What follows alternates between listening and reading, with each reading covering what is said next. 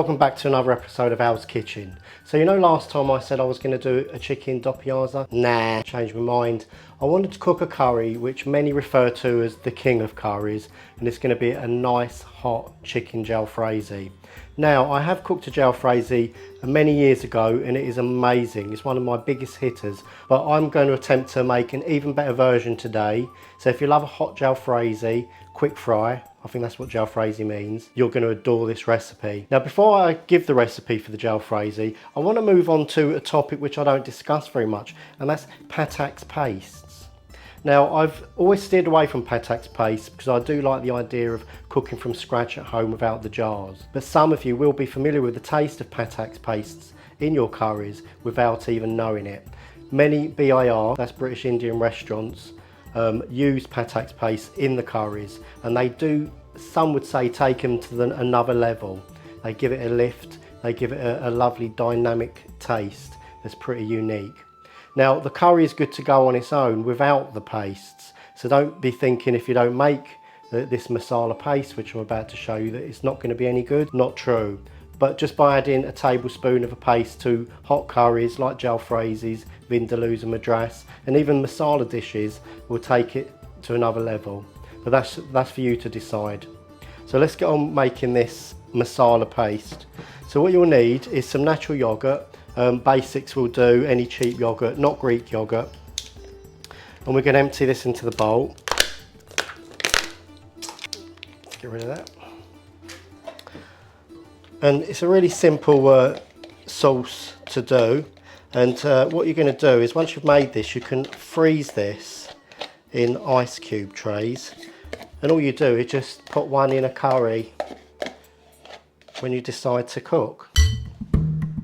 And going over to the paste, you're going to need Patak's tandoori spice marinade and Patak's tikka spice marinade, and we're going to put 2 tablespoons of each of those in.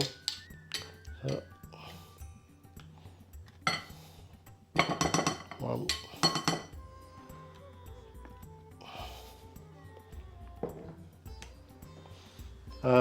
I've made them like this in the past and they are nice, because remember, you're only adding a small amount of that.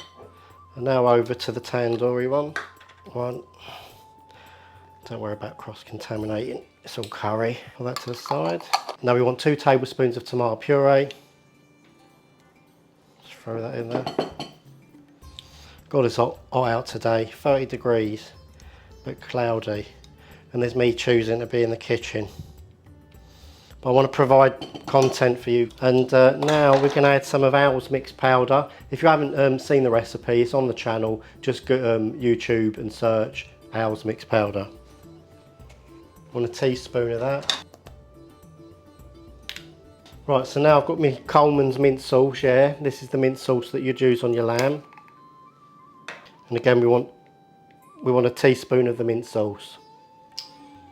Right, over to the spice tray now. Half a teaspoon of garam masala. Throw that in.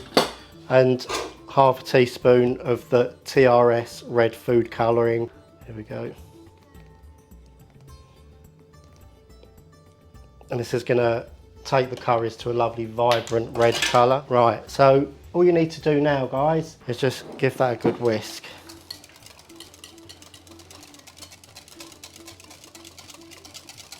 And there you go, so that's the masala paste. Add a tablespoon of this to your curries to enhance the flavour.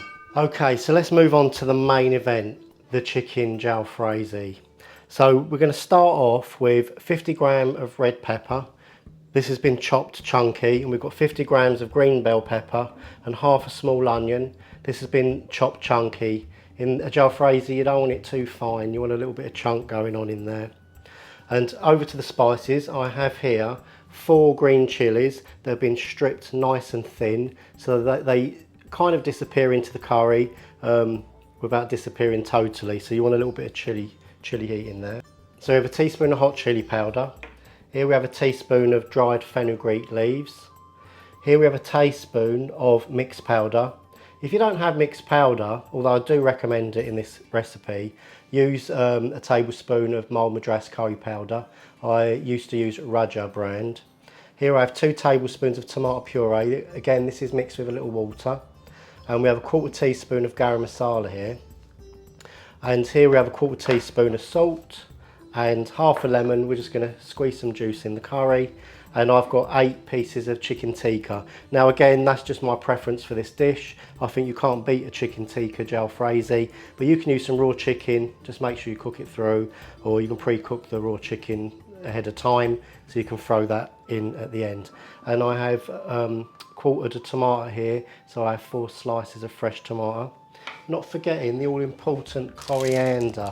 So I'm going to put a handful of coriander in the curry as well, and a tablespoon of garlic ginger paste. I'm drinking a nice red ruby dark ale, a deep mahogany beer with rich toffee apple and roasted chocolate flavours. That's amazing. 111 calories per 284 ml. It's beautiful that. Right, so let's get cooking. So as always, add enough oil so you just cover the inside of the pan. So basically the pan you use pretty much defines how much oil that goes in. Let's get that nice warm through. Starting off with a relatively high heat because I really want to fry out the red pepper, green and the onion. And I've basically got all my ingredients all in the order in which they're going to go into the curry. And I think you'll find that this is a great help, so you don't really have to think about it.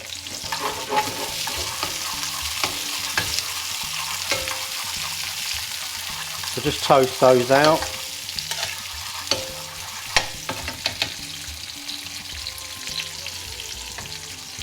We're not going to want to soften them too much. Want a little bit of bite.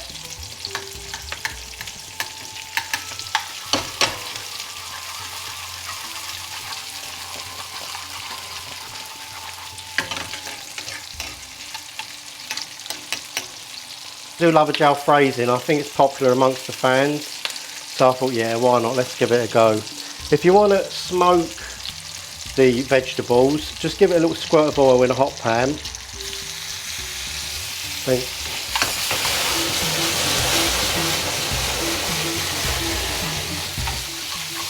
There you go, that's the way to do it. Smell that beautiful smoke, yeah? Right, so now I'm going to add the ginger garlic.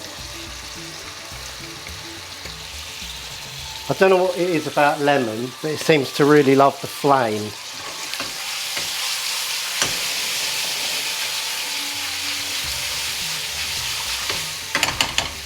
That's the ginger garlic. Now I'm going to add those lovely little green chillies. I've left the seeds in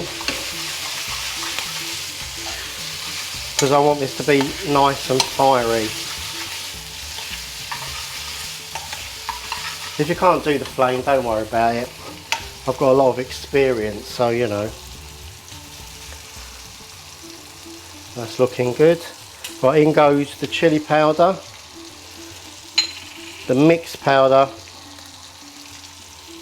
and the garam masala.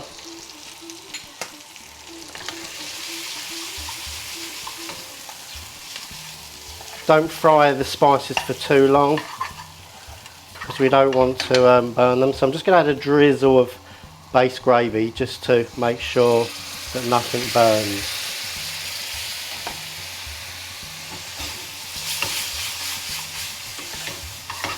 I mean, it's already smelling totally amazing. So we just want to fry them out for a few seconds. Look, ready in the queues, the tomato paste and the methi.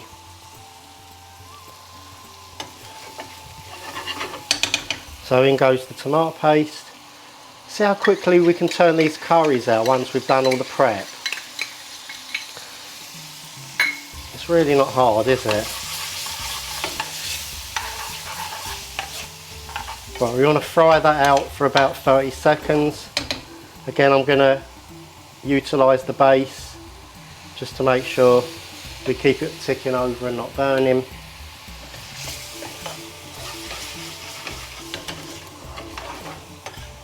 And that is just smelling amazing.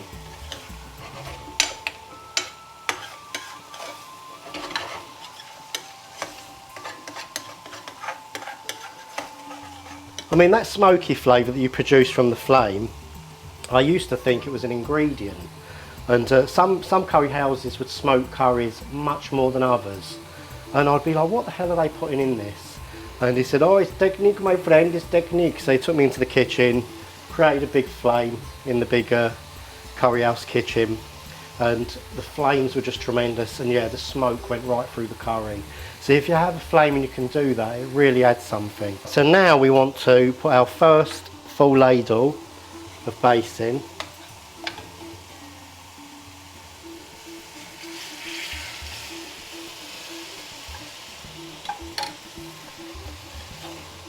Gently turn that through. I do sympathise for all you electric cooker chefs and home cooks, and especially is it convection cookers? Yeah, I mean, I've tried to use convection. It's just a little more difficult, but you can get there. I'll just cook that out for a second while I grab a drink. So if you're drinking along and cooking along at home, cheers everyone. Let's hope for good health, good food and good friends.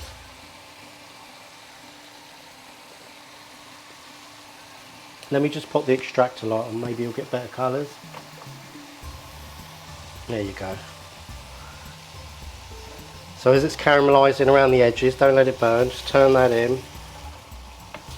Slowly bring that in. All I do is just turn it in and then just push. Pull, pull, pull. A little shake. Right, now I'm going to put my dried methy in. Remember when you put the methy in to really dissolve it, a bit much like you would an OXO cube. As best you can.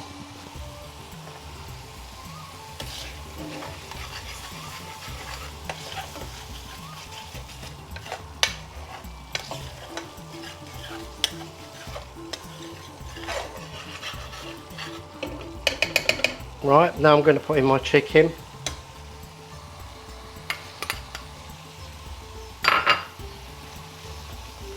Been getting a lot of interest lately. If you haven't checked out my recent radio interview, it was on the Molly Green show on BBC West Midlands.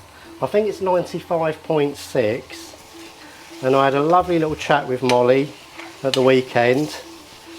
And she sounds like she's quite a fan, but she sounds like such a lovely, lovely person. So we had a little chat, about 20 minutes. You can pick it up on BBC Sounds. It was Friday's show, so that would be the Friday just gone. So what would that be? Friday, I think it was the 1st of August, but around that time. I'll just a touch of more base gravy.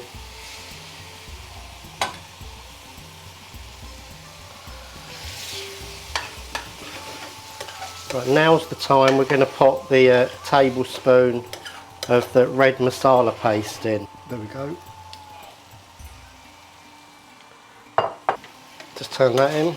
This is for one. I mean, I would say this is a large one. Some people say to me, how do I do a double? If you want to do a double, I would just say just add a touch more base gravy, a few more cubes of meat, and just up the spices a tiny amount. Not double, because that would be too much spice. Just going to add a touch more base to thin it out a little. We're nearly done. And add your lonely tomatoes in. And your coriander.